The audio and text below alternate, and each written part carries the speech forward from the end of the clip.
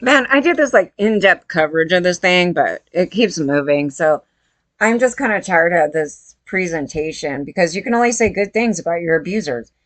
I would not promote this conduct on any level, but at the same time, like, who's actually the victim in this entire thing?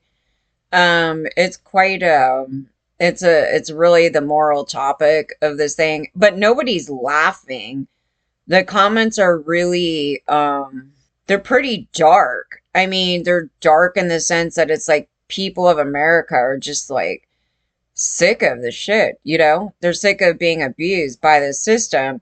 And then they're talking about the domino effect and who's holding up who and, who's the guilty bad guy. I'm like, well, everybody collectively is really at the end of the day.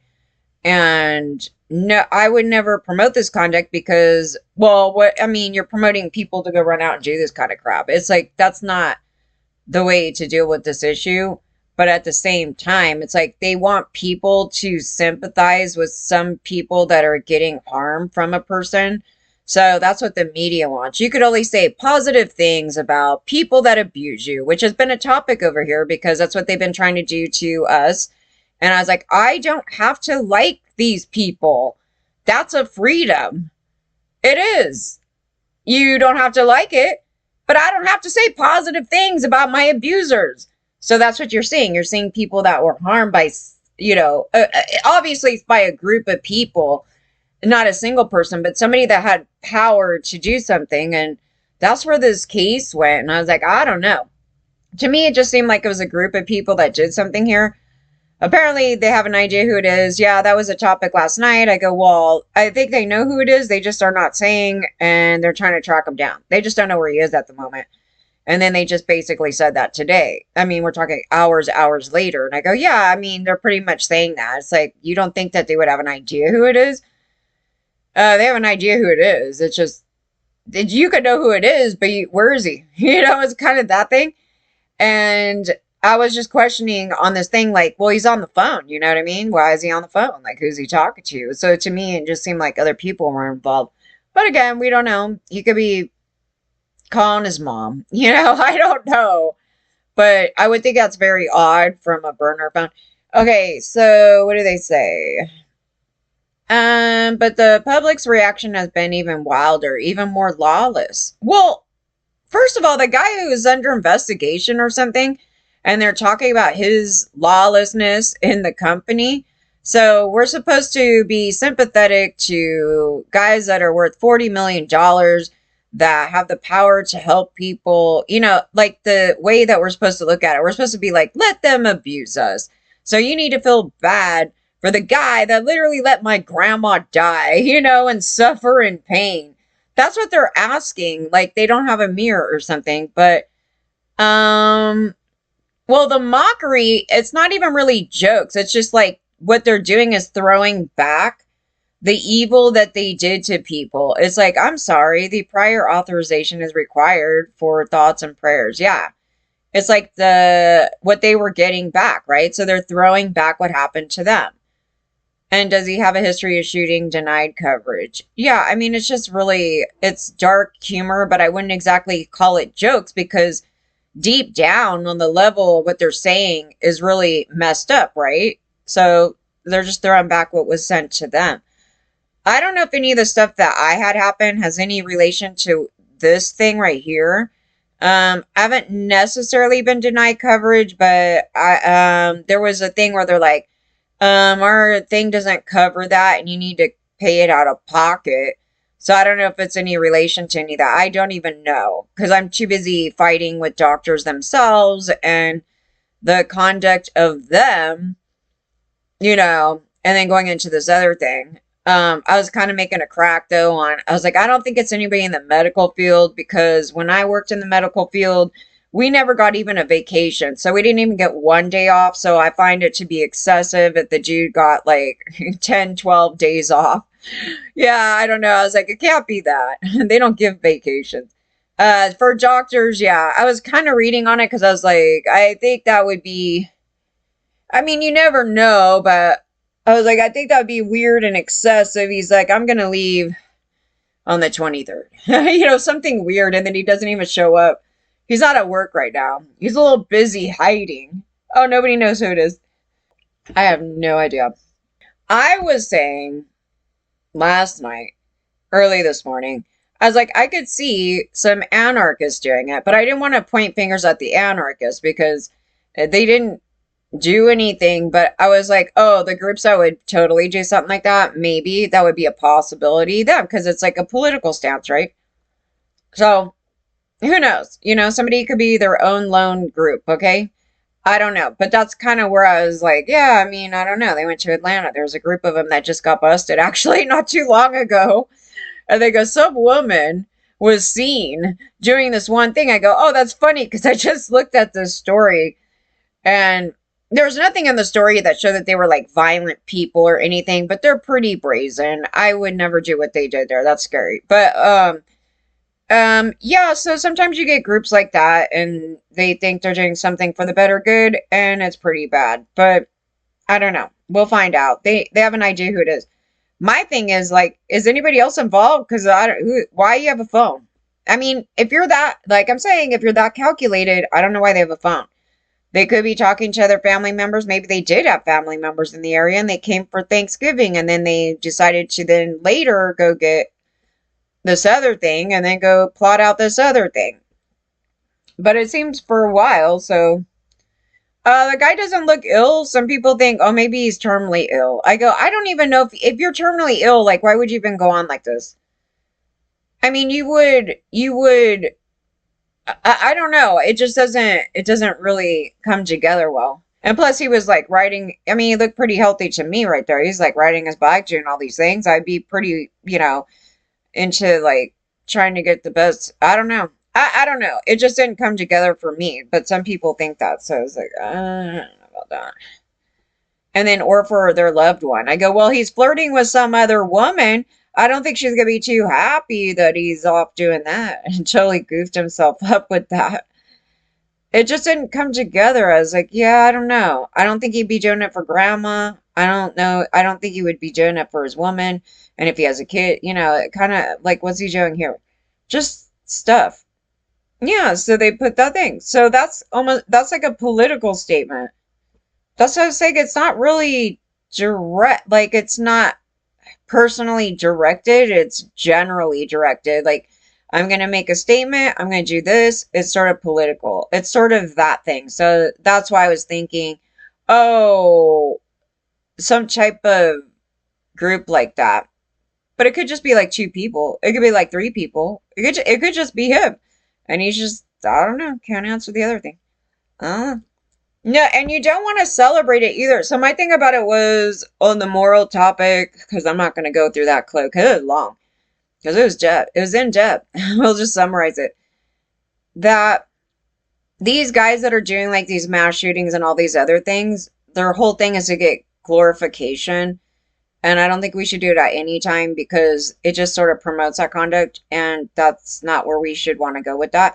I would see this being, sometimes things are necessary in the sense that if you have a very corrupt government, that if it entails a lot of people dying, and it went into this topic about them systemically serial killing. And I go, yeah, it's actually been one of my topics because systematically, and then none of them ever get busted. Like they think somehow it's different because they didn't go to a scene and physically touch a person and kill them. They're systemically murdering people, and they're doing it in a number of ways. And another one is the homeless thing where they're just jumping in front of the train all the time. I go, they're systemically murdering these people by their actions and what they're doing, and they never go to prison. I go, what is the difference? And that's the moral topic really deep down on this thing. It's like, well, who's actually the bad guy? I mean, really, at the end of the day, when you're looking at this thing, they're like, he killed more people than all serial killers combined. It's part of the moral topic. And it's something you should really think about. I mean, because a sane person wouldn't go on like this. This is a person that's very disconnected from other humans to be able to go on. Money's more important than people's lives. That's where it is. And that's why people lack a sense of empathy. And it's not in a way because they're all sociopaths. It's because that person, or how they view, their conduct as being the perpetrator. So they're kind of saying you should feel sorry for, just think of some of the worst people in history, that you're supposed to feel empathy for those people that did those things. That's what they're trying to force on us, and it's just not going to happen. That's idiotic. And we're not part of your Christian cult or anything like that, where it's just that they go, oh, anybody that does horrible things, you need to just let it be. You need to give them love no matter what. It's like, no. I was like, no, they're very messed up people. But again, this is not a promotion of that conduct. We're looking at these cases like the Menendez brothers, where they then go and trigger off doing things that most of us wouldn't do. It's not like they wouldn't think about doing it. It's just, you just don't actually do that kind of crime. But the steps that got them to this point to do something like that, and in perspective, when you put yourself in these people's shoes. So no, they're deep topics. They're not for the stupid. And they're difficult, and so what do they come to the conclusion? Are we going to read all this? No. Like, no. I'm dealing with some other bullshit here, so that's the reason why it's a little slow on the upkeep on these stories. But yeah, there was a tank of them, and I was just like, I just mentally do not even want to, and I can't, and there's just too much shit going on. So yeah, I got to deal with some other criminal people, and oh, where's this gonna go? It's basically all connected, though. Like, this thing to what I'm dealing with is all connected. It's just part of that pyramid scheme of theirs. Money grubbers, just antisocial government politic dicks, pretty much all that stuff, and where they kind of assist each other out in order to move themselves ahead, while abusing us in the process, and literally just not even following the laws. And it kind of goes to show that if you follow the laws, that you're going to always be at the bottom. If you break the laws, you will be totally enabled, and that's the way that you could get to the top. All these criminals know it, and then they get cuddled, and that's just where society is. You should question why society is a sociopath. That's pretty much it. But if you keep abusing people like that, somebody's going to snap. You can't just keep abusing people and not expect some sort of a non-outcome from that type of thing. They create subgroups. They create a lot of things from their abuses on other groups of people. So it's just a matter of where you locate the decay in the killing, or in the response to it, or in what led us here. The only way to end up in a situation where a CEO of a health insurance company is reflexively viewed as a dictatorial purveyor of suffering is through a history of socially sanctioned death. A person who posted on Reddit's nurse forum, who profiled her as an ICU nurse, wrote, "Honestly, I'm not wishing anyone harm, but when you've spent so much time and made so much money by increasing the suffering of humanity around you, it's hard for me to summon empathy that you died. I'm sure someone somewhere is sad about this. I am following his lead of indifference." Reading this, I thought about the statistic from 2018 that healthcare workers account for 73% of all non-fatal workplace injuries due to violence. Nurses, resident aid specialists, they asked to absorb the rage and the panic induced by the American healthcare system, whose private insurers generate billions of dollars in profit and pay executives 8 figures, not despite but because of the fact that they routinely deny care to desperate people in need. Yeah, so it was really, but you can't ignore the fact that we have issues with the doctors themselves. So then we have these other ones that their conduct is just as bad. Okay, it's quite a pyramid here of people. But I kind of understood that. So the comments like that. So that's kind of what they're saying. They're not glorifying what happened. It's just the public is demanding that you should feel bad that someone died. that you see as problematic in this huge story here. Wait. So he was under investigation by the DOJ. Why this long though? You know what I mean? Like the DOJ is a hot mess too because I've gone to them for some other systemic issues like this thing.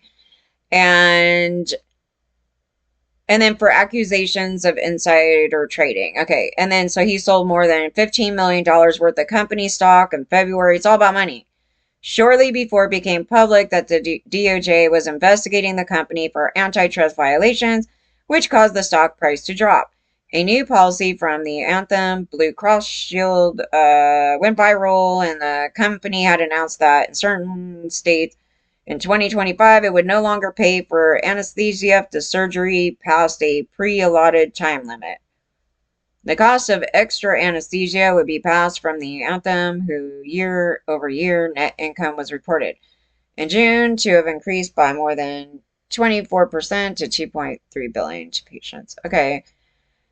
And Thursday, the company withdrew the change in response to the public outrage. So basically, it's saying that if you just go kill somebody, we'll actually change our stance.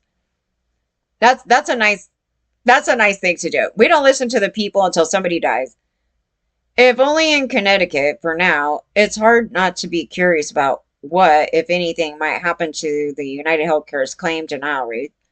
I was at a show in Midtown Manhattan on Thursday night, and when the comedian on stage cracked a joke about the shooter, the entire place erupted in cheers. I don't want to get people cheering. Like, nobody should be cheering about it because it's so bad. It's so bad. Like, there's nothing happy in the story. I mean, I don't even want to make it a happy thing. And you shouldn't. Sometimes you just gotta be depressed. And this is actually that story. So I don't want to minimize it to a joke. I don't want to minimize the impact, of everyone involved. And nor should we be promoting white boys with guns shooting up the place. Okay, so there's multiple issues in the story.